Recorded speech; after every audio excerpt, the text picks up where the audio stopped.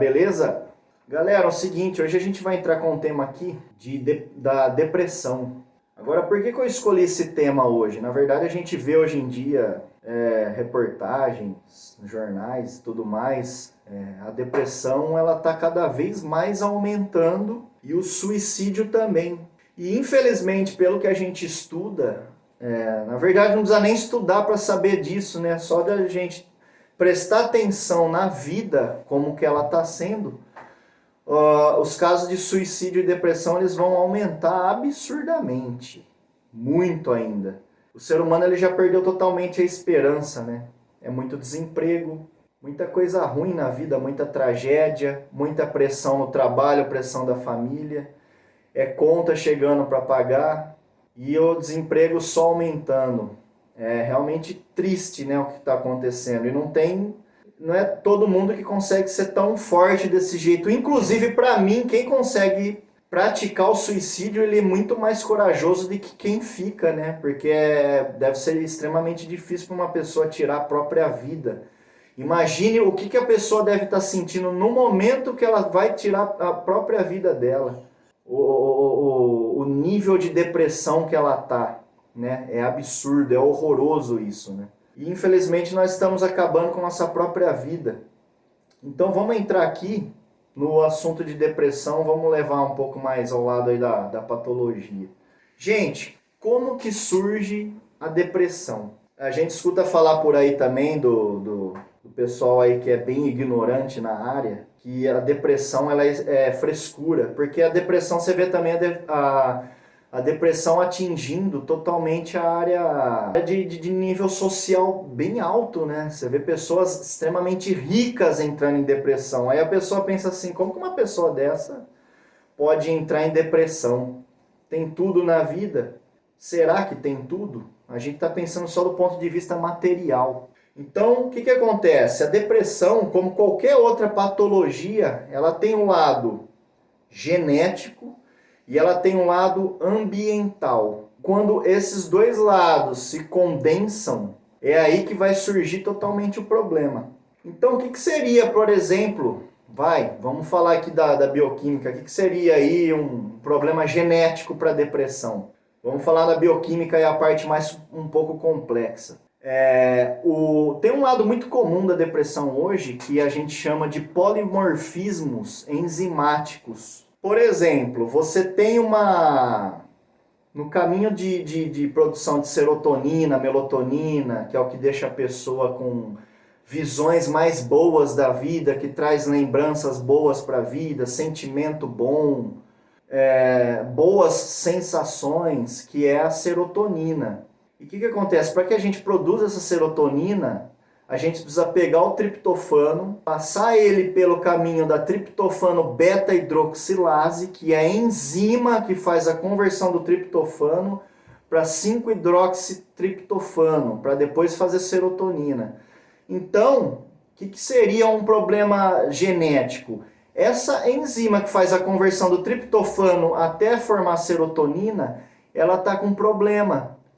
Então, o que acontece? O teu triptofano ele se transforma pouco em serotonina e aumenta o glutamato no cérebro. Ou o que pode acontecer também? Vamos supor que você tem fatores externos, né, para te estimular a depressão. O que seria um fator externo? Tudo que eu falei no começo do vídeo. Conta que chega no correio, inclusive eu estou falando isso porque eu vejo lá, toda vez que eu vejo conta chegando lá eu fico desesperado. Então o que acontece? Não só as contas, mas a pressão do trabalho, quem tem patrão, né? Graças a Deus eu não tenho patrão, esse câncer na minha vida já está totalmente excluído, mas também tem pressões de coisas normais, né, gente, da vida. Família, você tem filho, tem que pôr teu filho numa creche, você quer dar uma educação boa para ele, só que você não está tendo no momento as condições boas para que isso ocorra. Então a gente sente, né, porque a gente quer dar uma vida boa para a família da gente. Então isso é um fator externo, é os problemas que a gente vê na vida, é a forma que a gente enxerga a vida, correto?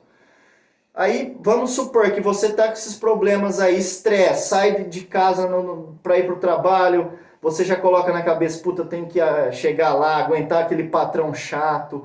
Você já sai de casa estressado, você tem que chegar até lá da tua casa até você chegar no teu serviço, você tem que pegar esse trânsito do caramba, esse pessoal que não sabe dar sinal de seta em Araraquara. Aí você fica mais nervoso ainda, a tua potência está caindo, você está ficando mais nervoso. Só que além do nervosismo, o processo externo, ele vai afetar o teu processo interno.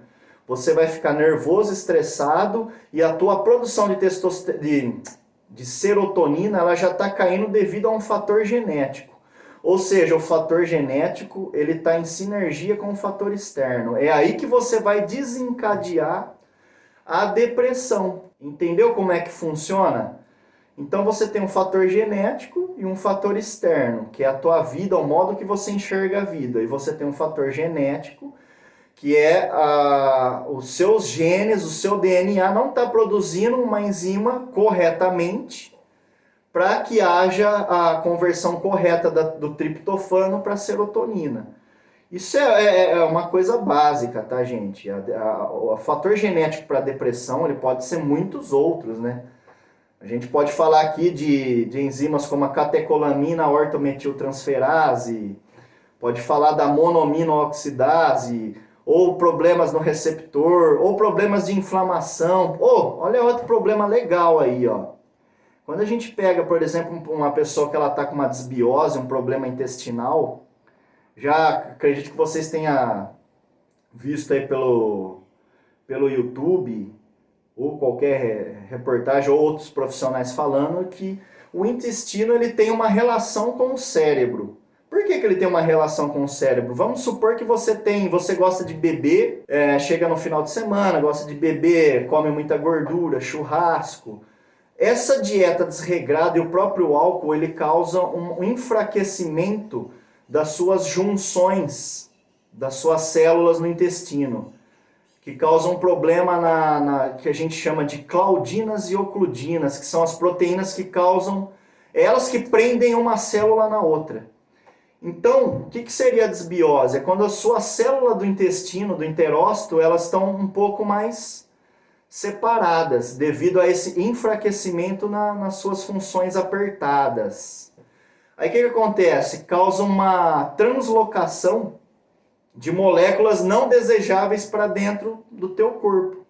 Por exemplo, um lipopolissacarídeo bacteriano, né? Então, você está cheio de bactérias lá no teu intestino. Você causou um enfraquecimento nas juntas. Essas bactérias elas vão entrar e o principal acesso delas é diretamente ao fígado. E quando elas entram, essas bactérias elas entram em contato com o meio interno lá no nosso organismo, ela vai desencadear o que? O processo inflamatório. Porque está vindo uma bactéria de fora, o teu corpo ele se inflama para poder combater aquele ser, aquele corpo estranho que ele acabou de entrar. E o processo inflamatório aumenta a produção de moléculas pró-inflamatórias, que estimulam a inflamação, que a gente chama de citocinas inflamatórias. Essas citocinas, elas vão até o teu cérebro, ultrapassa a barreira hematoencefálica e inflama o teu cérebro. O cérebro inflamado, gente, quando ele inflama, essas citocinas inflamatórias vão estimular uma enzima que chama triptofano beta-hidroxilase. Não, desculpa, triptofano dioxigenase. Tá? Tem a TDO e a IDO, é a indoleamina dioxigenase. Desculpa, é a indoleamina dioxigenase. Eu estou trabalhando de uma forma aqui, eu não estou lendo nada, realmente eu estou indo do que eu realmente estudo, que está guardado na memória. Então, às vezes, a gente esquece mesmo. Então, quando você está inflamado, o teu cérebro ele induz essa enzima que chama indoleamina dioxigenase. E o que ela faz? Ela causa uma destruição, ela tira o teu triptofano, e ela pega o teu triptofano e ela destrói o teu triptofano fazendo produtos que vão causar, por exemplo, o ácido quinolínico, né? ele causa a produção de ácido, ele destrói triptofano, produz ácido quinolínico e o ácido quinolínico vai lá no teu cérebro, induz a secreção de glutamato. Ele estimula o teu receptor de glutamato, que é o N-metil-D-aspartato no cérebro, e aumenta a neurotransmissão glutamatérgica. Então a inflamação estimula a neurotransmissão glutamatérgica, que é onde deixa o cara mais hiperativo, depressivo, com raiva, a pessoa fica mais com o saco cheio, nervosa, brava, é extremamente perigoso. Então, gente, é um lado bioquímico. Ah, Thiago, eu não entendi nada, mas não precisa entender, eu só estou querendo que vocês entendam como é que funciona o mecanismo no cérebro, tá?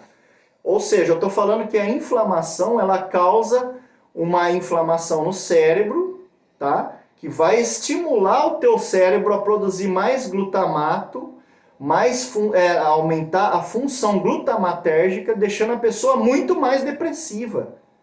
Então ele mexe com o teu intestino, realmente ele vai mexer com a função de neurotransmissão no teu cérebro.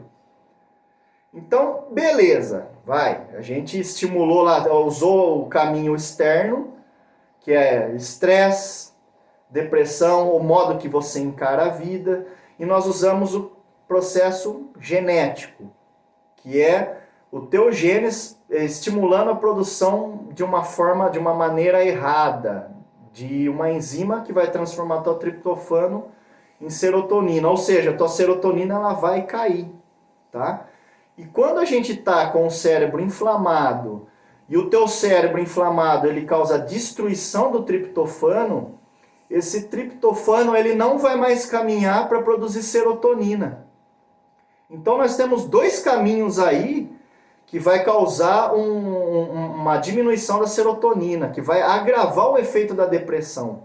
Um, que é a inflamação, destruindo o triptofano, aumentando a produção de ácido quinolínico, que vai estimular a neurotransmissão glutamatérgica. E o lado genético, que está fazendo má formação de proteínas ou enzimas, que é a triptofano beta-hidroxilase, que vai pegar menos seu triptofano e fazer serotonina. Ou seja, a tua serotonina ela vai cair absurdo e o teu glutamato ele vai aumentar absurdo. É exatamente esse processo que estimula o suicídio. Isso é científico, o que eu estou falando.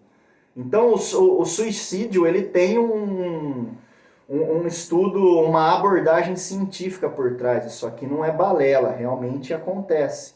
Ou seja, a pessoa ela perde totalmente o sentido da vida, que a gente chama de anedonia. A vida dela ela perde totalmente sentido, então ela pensa que para que eu vou viver? Né? É exatamente aí que o fármaco entra, né? Que o médico vai entrar com os inibidores seletivos de recaptação de serotonina, por exemplo, a sertralina. Gente, eu estou vendo o tempo aqui.